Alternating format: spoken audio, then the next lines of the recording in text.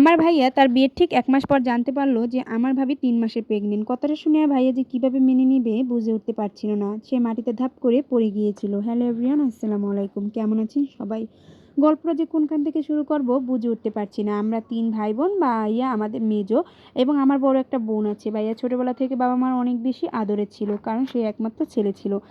তো আমাদের ২ বোনের বিয়ে হয়ে যাবার পর ভাইয়া যখন একটা ভালো জব করছিল এবং ভালো একটা অ্যামাউন্ট স্যালারি পাচ্ছিল, তখন বাবা-মা চিন্তা করল যে ভাইয়াকে একটা বিয়ে দিয়ে দেবে। তো ভাইয়াকে জিজ্ঞেস করায় সে তার পছন্দ নেই বলে জানিয়েছিল এবং আমরা সবাই মেয়ে দেখে তার জন্য আ বিয়ে দেওয়ার চেষ্টা করছিলাম। তো বাবা-মা পছন্দ করে তাকে একটা ছবি পাঠিয়েছিল এবং সেই ছবি দেখে সে খুব রাজি হয়েছিল এবং আমরা বিয়ের ডেট ঠিক করলাম। ভাইয়া বাড়িতে আসলো এবং যেদিন ভাইয়া দেখতে গেল সেদিনই বিয়ে হয়ে গিয়েছিল। রাতে বিয়ে হওয়ার পর সকালবেলা আমরা নতুন ভাবিকে নিয়ে বাড়িতে চলে এসেছিলাম এবং অনেক বেশি খুশি ছিল ভাইয়া এবং ভাবি। তারা সংসার জীবনে দেখলাম যে না, অনেক বেশি ভালোবাসতো ভাইয়া ভাবিকে। তো তারপর ৩ দিনের দিন যখন ভাইয়া শ্বশুরবাড়ি থেকে ভাইয়ার শ্বশুর এবং ভাইয়ার মানে আমার ভাবির বড় দুলাভাই দেখতে আসলো। তো যখন ভাইয়ার শ্বশুর আমার বাবার সাথে কথা বলছিল, তখন ভাবির দুলাভাই তার রুমে চলে গেল। মানে আমার ভাবির রুমে গিয়ে নাকি আমার ভাবির হাত ধরেছিল। তখন হঠাৎ করে ভাইয়া প্রবেশ করায় হাতটা তাড়াতাড়ি ছাড়িয়ে নিয়েছিল এবং কিছু হয়নি এমন একটা ভাব করল। ভাইয়াকে ভাবলো হয়তোবা শালীকে নিজের বোনের মতন ভাবে, হইতেই পারে, ধরতেই পারে, তো কিছু মনে করেনি। কিন্তু যখন বিয়ের ১ মাস হয়ে গেল হঠাৎ করে ভাবি অসুস্থ বোধ করলো এবং ভাইয়াকে জানালো। ভাইয়া আর বলল না কি অসুস্থ। তো ভাবিকে নিয়ে হাসপাতালে চলে যাওয়ায় হাসপাতালে থেকে ডক্টর তাকে জিজ্ঞেস করায় সে বলল যে তার নাকি মাঝে, মাঝে পেটে ব্যথা হয়। সেজন্য তাকে আল্ট্রা করতে দিল এবং আল্ট্রায় রিপোর্টে ধরা পড়ল যে ভাবি ৩ মাসে প্রেগনেন্ট। কথাটা শুনে ভাইয়া তো হতবাক হয়ে গেল, কারণ সে বিয়ে করেছে মাত্র ১ মাস। তো মাটিতে ধাপ করে পড়ে গিয়েছিল এবং তখন ভাবিকে কি বলবে সে বুঝে উঠতে পারছিল না। এদিকে আমরা যেহেতু আমার মা-বাবাই পছন্দ করে তাকে এই মেয়েটা এনে দিয়েছিল, তা ভাইয়া চাচ্ছিল না যে কোনো মতে সবাই জানতে পারুক বিষয়টা। তো ভাইয়া বারবার জিজ্ঞেস করছিল যে তোমার আমাকে বলো যে কী ব্যাপার? কোথা থেকে কী হয়েছে সবকিছু ভাবিকে। তো ভাবি ১ম এ ইনিয়ে বিনিয়ে বিভিন্ন মিথ্যা কথা বলে, কিন্তু একটা সময় ভাইয়া বলল যে তোমার সম্পর্ক তোমার দুলাভাইয়ের সাথে, তাই না? তখন আমার ভাবি স্বীকার করে নিল। তারপর ভাইয়া কী করবে বুঝে উঠতে না পেরে আমার বড় আপুকে ফোন দেয়। বড় আপুকে সবকিছু খুলে বলায় বড় আপু বলল, ঠিক আছে, বাবা-মাকে যখন জানাতে চাচ্ছিস না আমার বাসায় নিয়ে চলে আয় ওকে। তো সেখানেই ভাইয়া ভাবিকে এবং ভাবির বাবা এবং বড় দুলাভাইকে ডেকে ওখানে নিয়ে চলে গেল।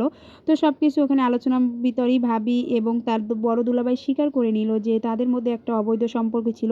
ভাইয়া তার রাগ কন্ট্রোল করতে না পেরে বড় দুলাভাইকে মারধর করল এবং মারধর এক পর্যায়ে সব পারিবার সিদ্ধান্ত নিল এবং পরিবার জিজ্ঞেস করলো, তুমি তাহলে কি করতে চাও? তখন আমার ভাইয়া বলল, যখন আমি তাকে স্ত্রীর মর্যাদা দিয়েই ফেলেছি এবং ভালোবেসে ফেলেছি, আমি আর চাই না তার জীবনটা নষ্ট হোক। আমি ডাক্তারের সাথে পরামর্শ করে দেখি কি করা যায়। তখন সবাই অনেক ধন্যবাদ দিল ভাইয়াকে। ভাইয়া আ আর বড় আপু ভাবিকে নিয়ে ডক্টরের কাছে গেল। সেখানে ডক্টর ৩ দিন রাখলো এবং সেখানে ছোট্ট অপারেশনের মাধ্যমে সবকিছু সমস্যার সমাধান করে ফেলল। আমরা এদিকে কিছুই জানতাম না। আমার মা-বাবা জানতো ভাইয়া শ্বশুরবাড়ি বেড়াচ্ছে। ওদিকে ভাইয়া এইগুলোই করতেছিল। তো তারপর যখন বাসায় নিয়ে এসেছিল ভাবিকে অনেক বেশি টেক কেয়ার করতো, অনেক বেশি ভালোবাসতো আমার ভাইয়া। কোনো কিছু হয়নি এমন একটা ভাব ছিল। কখনো সে কখনোই কোনো কথা শুনায়নি এইসব ব্যাপার নিয়ে। কিন্তু ভাবি যখন বাবার বাড়িতে যেত, তার বাবার বাড়ি থেকে তার নানি, মা অনেক কিছু বোঝাতো যে, "তুই এই বাড়ি এই সংসার ছেড়ে দে। কারণ তুই তোর স্বামীর সাথে কখনোই বড় গলায় কথা বলতে পারবি না। তোর সবকিছু সে জেনে ফেলেছে", এইসব। কিন্তু ভাবি ১ম অবস্থায় কান দিত না। কিন্তু হঠাৎ করে একদিন হলো আমার যে ভাবি তার বাবা আমাদের বাসায় চলে আসলো আমার বাবাকে নেওয়ার জন্য, তার সাথে ভাবিকেও। তো আমার বাবাকে নিয়ে গেল সেদিন সেই বাড়িতে বেড়ানোর জন্য। তো ২ দিন থাকলো সেখানে এবং আমার বড় আপু যখন জানতে পারল যে বাবা ভাবির বাসায় গেছে, ভাবির বাবার বাড়িতে গেছে, তখন বলল যে, "বাবা আপনি যখন এখানে আসেই পড়ছেন, আমাদের বাসা যেহেতু কাছাকাছি, আপনি একটু আমাদের এখানে ১ রাত থেকে যাবেন।" তো বাবা ভাবিকে নিয়ে সেই বাড়িতে গেল ১ রাত থাকার জন্য। সেখানে খাওয়া-দাওয়া করে রাতে আপু এবং ভাবি এক রুমে ঘুমালো এবং আমার বাবা এবং দুলাভাই এক রুমে ঘুমালো। মানে আমার যে দুলাভাই ছিল। তো হঠাৎ করে সকালবেলা ভাবি উঠে রাগারাগি চিল্লাচিল্লি করে সে তার নানু বাড়ি চলে গেল। তো আমার বড় আপু আমার ভাইয়াকে ফোন দিয়ে জানালো যে, "তোর বউ অভিযোগ করতেছে তোর দুলাভাই নাকি রাতে তার হাত ধরেছে। অথচ আমার কাছেই সে ঘুমিয়েছিল। এরকম কোনো কিছু না। কিন্তু তোর বউ শুধু মিথ্যা অভিযোগ করে চলে গেছে তার নানু বাড়ি।" ভাইয়া কথা শুনে অবাক হলো এবং দৌড়ে আমার বড় আপুর বাসায় চলে গেল। ঘটনা শুনে সে তার বউকে ফোন দিল। বলল, "কি হয়েছে তুমি আমার কাছে বলো।" তখন আমার ভাবি কথা বলতে চাইল না। বলল যে, "তোমার দুলাভাই আমাকে খারাপ প্রস্তাব দিয়েছে। আমি তোমার সংসার করব না।" তো ভাইয়া বলল, "তুমি আসো সবকিছু বসে মীমাংসা করি। দেখি যদি সত্যি হয় তাহলে না।" কিন্তু ভাইয়া বুঝতে পেরেছিল যে ভাবি হয়তো তার মা-বাবার কথা মতো যে সংসার করতে চাচ্ছে না, সেজন্য আমার ভাইয়ের মতো দুলাভাইয়ের নামে মিথ্যা কথা বলছে। কারণ তার সাথে তো আগে থেকেই খারাপ। কারণ নিজের দুলাভাইয়ের সাথে এগুলা করেছে। তো তারপর পরিবারের বারবার দেখা করতে চাওয়ার পরও আমার ভাবির সাথে আমার ভাইয়া দেখা করতে পারেনি। পরিবারের সিদ্ধান্ত যে তার মেয়ে আমাদের সংসারে দিবে না। এদিকে ভাবিও একদিন ফোন দিয়ে জানিয়ে দিল যে তাকে যেন ডিভোর্স দিয়ে দেয়, না হলে নারী নির্যাতনের মামলা দিবে। সে তার সংসার করতে চায় না।